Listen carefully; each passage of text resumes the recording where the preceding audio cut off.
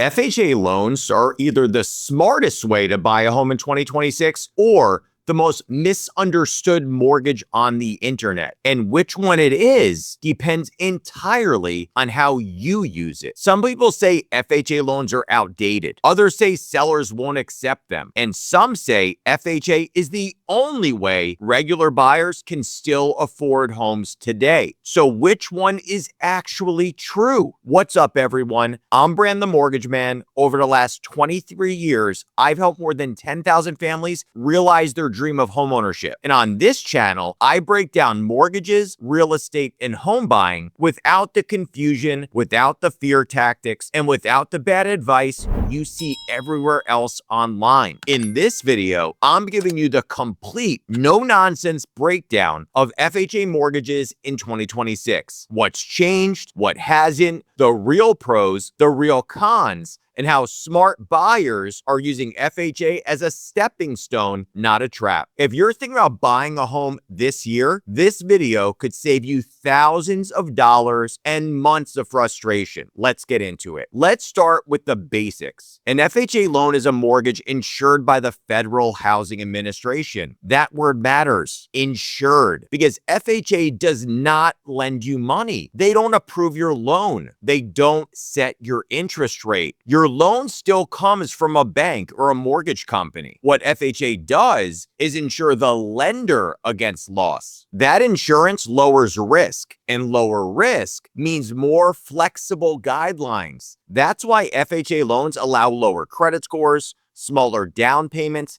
and higher debt-to-income ratios. And that's why, even in 2026, FHA loans are still one of the most used mortgage programs in America, especially for first-time homebuyers. This is where FHA really shines. In 2026, the rules are simple. If your credit score is 580 or higher, you can buy with just 3.5% down. If your score is between 500 and 579, you need 10% down. That's it. No gimmicks, no special programs required. Let's put real numbers on this. On a $350,000 home, 3.5% down is $12,250. On $450,000, 3.5% down is $15,750. Compare that to conventional loans asking for 5%, 10%, or even 20% down to avoid PMI. That difference alone is why FHA still matters. Here's something most buyers don't learn until they're already under contract. With FHA loans, your entire down payment can be gifted. Parents, grandparents, relatives, even approved down payment assistance programs. No repayment allowed,